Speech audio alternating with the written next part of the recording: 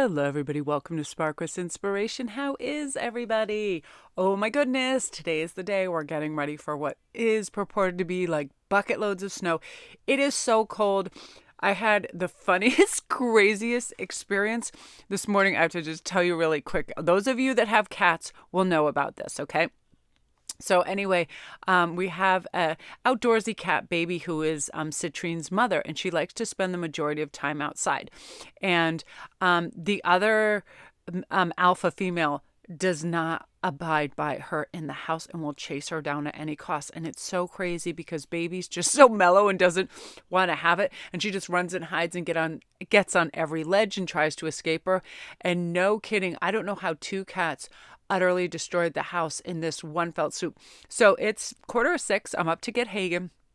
I hear rear, rear, rear, like really aggressive, and I don't want anybody to get hurt. So I come up, baby's on the topmost. We have like this upper corner over in our living room behind the blinds, and she tries to jump down and head for the back door where I was going to let her out. However, Pooch jumps in and tries to intercede. So they then jump from the couch straight over onto the dining room table, which has a big bowl of sea salt in it, flips that over. Then I have trays of beads. They jump on that. They flip that over. So that goes flying. And I'm not kidding when you talk about like the SHIT hitting the fan. Beads flipped up in the air and hit the fan. They went popping everywhere like gumballs. It was insane. There was beads, bracelets, everything everywhere. Then they commenced to jump up on the kitchen like windowsill where there's like all these soft scrubs and soaps, knock all those over. Like I did not think that the terror was going to end. And then all of a sudden I just was able to just open the back door as baby was making around and she ran out. But it was so crazy. And it's because, this weather is going to get so cold and there's going to be snow that I wanted all the cats inside. But I have to have baby like back in a total separate room because Pooch just goes nuts. Like comment down below if you have certain cats in your house that when they get started on each other and they start to fight and fuss, it's just all hell breaks loose. It is Armageddon, and that's exactly what happened. So I was like, no. It was so crazy. You should have seen me. It was like 6:30 a.m. and I'm trying to pick up all my jewelry and beads, and I'm laughing. I'm like, how could a small cat like destroy the universe? So let's see what energy is coming up. Yeah, and then I look over and Mochi's just chewing on the Christmas tree watching all this, and he's the biggest one. I'm like, you think you'd help your sister, you big dodo bird. Cats just freak me out. Okay, you guys, so let's see our cards. We have Step into the Unknown, Release Fear, and Take Positive Action. And again, if you guys were curious about this deck, it's the Mystic Healing reading cards, and they are just so beautiful, and I'm in love with these. Thank you, Cheryl, so much for these. So let's see, this could relate to starting a new business, a new family, doing a course of study that you've been putting off for years, and you might feel like you're ready to move to another city, a country, or just travel maybe to a particular place. So whether it's the possibility of a romantic relationship, a new type of friendship, or an innovative venture, there are higher forces that are really propelling you forward. You're really getting, your guided messages from spirits and angels, and they are always trying to assist and aligning us with our true path and our balance. And, that's why particular places keep popping up in our minds at times. Like I feel really compelled at some point, like I really want to go to South Africa. I really want to go to some places in Ireland, and I'm going to make that my reality when everything reopens up, because there's something calling me there. And there's always some wish, notion, or part of your fate that gets fulfilled by going to these places that you are meant to. So be attentive to small details right now, because your real transformation that's coming might come in surprising ways when you have this from unexpected sources. One second, I need a sip of water. I'm burning a candle. And every once in a while, it's like, it can do something. I don't know. It doesn't have smoke or anything, but it just does something to sinuses or the throat. It's just one of those like little tinglies. So again, you guys, this is also about being flexible, about doing new things in a new way with an open mind, right? While discernment is necessary, we need to look for signs that show us we're on the right track and really trust you're being guided. You are. I'll give you an example. Sometimes I'll go to do something and then I'll go, hold on a sec. Are you on utter 100% like subconscious autopilot? Like when you go in the kitchen and you automatically, you had a thought while you were going in the kitchen. Maybe you were going to get a cup of tea or you had to get something out of the scissor drawer or something. And you just automatically open the refrigerator and you stare at the food, like weird autopilot things, right? We don't even know why we're doing that. So this is also when we step into the unknown, we ask ourselves the questions, would we rather be in our comfort zone and go nowhere and experience nothing new and not learn? Or would we rather really reach out and try to grab that key? Why am I feeling this way? Maybe through fasting, maybe through exercise, maybe through meditation, I can find some of the answers. Really shake it up and try something new. I do that. I'll do my reads at different times of the day. I'll meditate at different times of the day. And I try that practice that I was discussing by that analyst that I really like, where he was saying, in order, he goes, the fastest way that he gets grounded, gets centered, and gets calmed, especially if he has to go out on stage and talk, is takes a big, huge breath, lets it out, identifies one thing, and simply says what it is. That is a mirror. And then he does it a second time, says again, that is a mirror. Does it again. That is a mirror. And I was doing that yesterday with this empty glass jar and it worked so well. And it was nothing that I had tried before, but I'm always out there stepping and reaching into the unknown for new ideas to stay calm, to get in a nice meditative headspace, to evoke a sense of trust in the universe that it will point me into the right direction. Now, this is fantastic if we just were engaged in something that's like highly charged, just like could be like a confrontation, it could be somebody agitating us. You just go in your room, deep breath, that is a glass jar. Deep breath, that is a glass jar. And all of a sudden you just come into this calm, because my mind is always going, and all of a sudden with the deep breaths and saying that one thing, it's almost like a childhood timeout where all of a sudden you're removed from all the action and activity and you get recentered. And then you can do that, because the unknown we have a natural inclination to avoid the unknown. It's like a safety switch in our head. It's like, hey, do what you've always done. You've always been safe. It didn't kill you. Even if it's uncomfortable, painful, and you don't like it, people will have the proclivity to do something they've already done instead of going into the unknown. And this was the weirdest thing I ever saw. They did this test, and I love this, and I talked about this the other day, about people they put alone in a room for 15 minutes with nothing. And they said, if you press this buzzer, you're going to get an unpleasant electric shock. 66% of the men, 22% of the women pressed that, and sometimes over and over. They were so unused to being alone with nothing around but their thoughts that they'd rather evoke like a physical painful sensation than be alone. So the unknown, you see how we're stifled from that, and we're taught, play it safe, do this and that. This is, let's reach out. We are divinely protected and guided. Have that full card energy of the universe will catch me and help me. And it's the only way we're going to learn and grow. It's a whole new beautiful perspective. And this is part of it, releasing fear.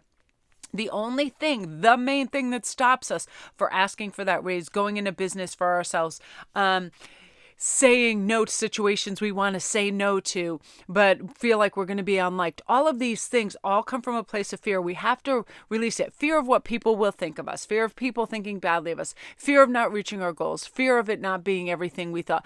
And that's the problem with, and I've noticed with people that have crazy high expectations. When we place a lot of high expectations on something, it makes it conditional. I'm only going to enjoy this if it's the most rocking prom party, birthday, anniversary, unless it's all glitz and glitter and gold and laurels and all of that. It's not like, let me give you an example. Have you ever looked at a bunch of beautiful castles online, beautiful houses, and then you start, even when you see something that is so gorgeous, because it's not absolutely palatial or gilded or castle-like, you're like, oh no, that's crap. Where if you measured up to your normal house, it would be rather impressive. But it's so funny how we set these standards to things, right? And then we have expectations, and then they can be so lofty or so silly or grandiose when we should just be experiencing it, being in the flow, being absolutely aware and having mindful awareness of everything that's going on, then it's beautiful, right? Then you can just be standing in a field and every beautiful, gorgeous thing around you is enriching your existence because of that. Release fear so you can have that. Talk to that person, say what you want to say, express what you want to express, go for what you want to go for, and just let it all go. Because when we have fear, we only see one tiny aspect of the picture, and that keeps us stuck in a situation we don't want to be in. We have to stop worrying and stressing. Things will only change when you start to take responsibility for creating your own reality. We do. You want a fearful reality where we're like, oh no, we're saying no to any fun new experiences, chances, or growth, right? When we're doing that, create your reality that's fearless, right? It's not saying that you have to go out and jump off cliffs and out of airplanes. It's just saying, say yes to yourself and your success and your happiness and your growth. The focus is on what you want to experience, and it'll bring that magic in your life. And boldness does have that beauty and magic to it. So say yes. Don't worry about how it will appear. Just open yourself to receive. Again, we don't want some preconceived notions about what others will think, how it'll turn out. Let's get rid of all those expectations and just allow. Okay, I love it. And also place your hands on the part of your body where you feel fear most intensely. Breathe into this area for a few moments and allow any emotion to effortlessly rise to the surface, and ask yourself, what am I truly afraid of?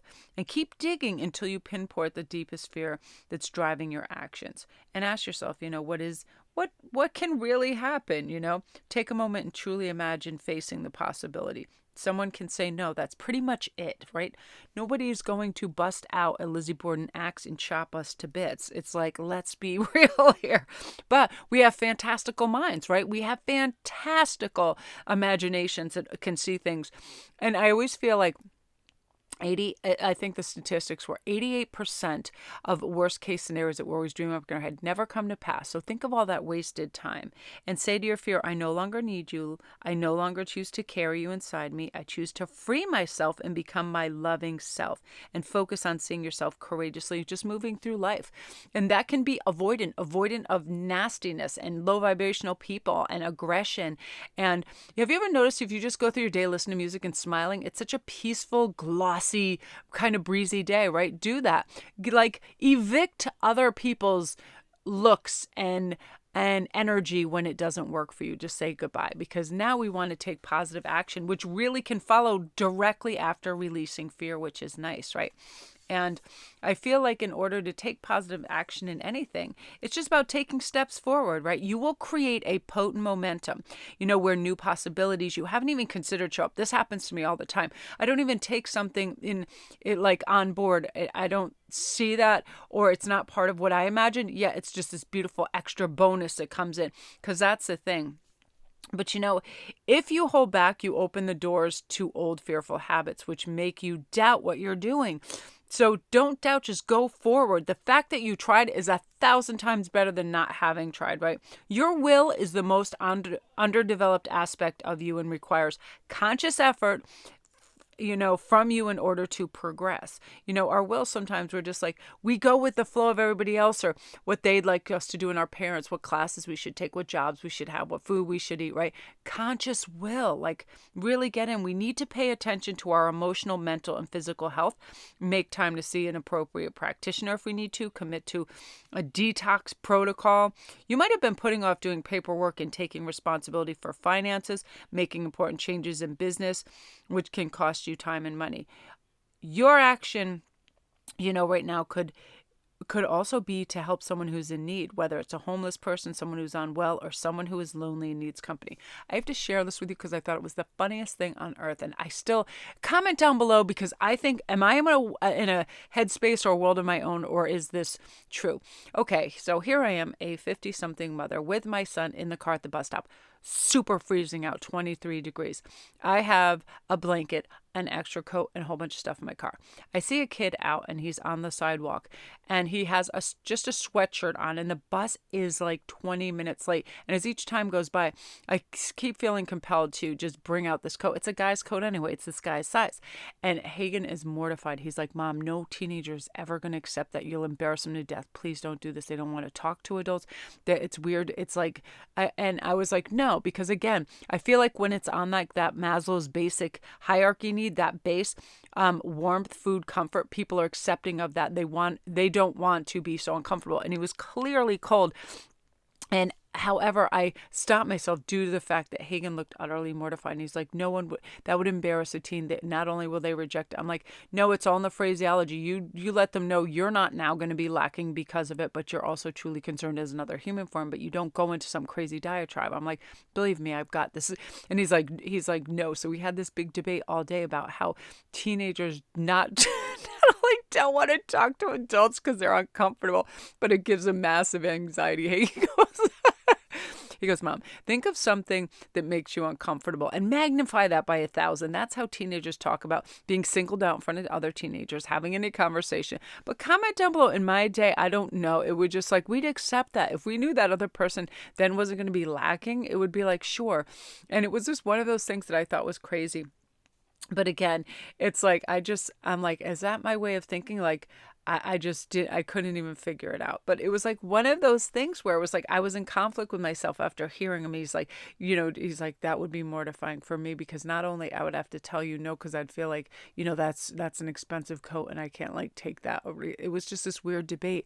So just really comment, would you feel, first of all, put yourself in the place of a teenager. Would you feel awkward or weird, or would you be relieved? He was obviously like, he was jumping up and down. He was doing everything to stay warm.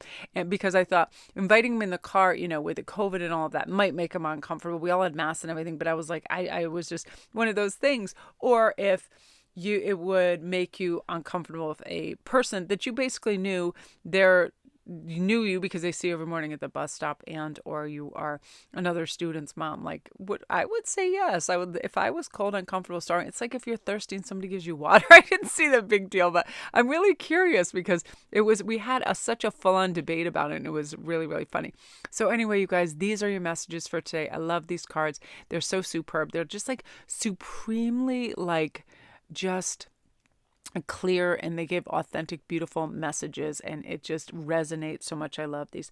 So basically, stop procrastinating and delaying what you want to do in your life and say yes to life. So that's you, my beauties. Any questions or anything? All my links are down below if you need a private read or anything else.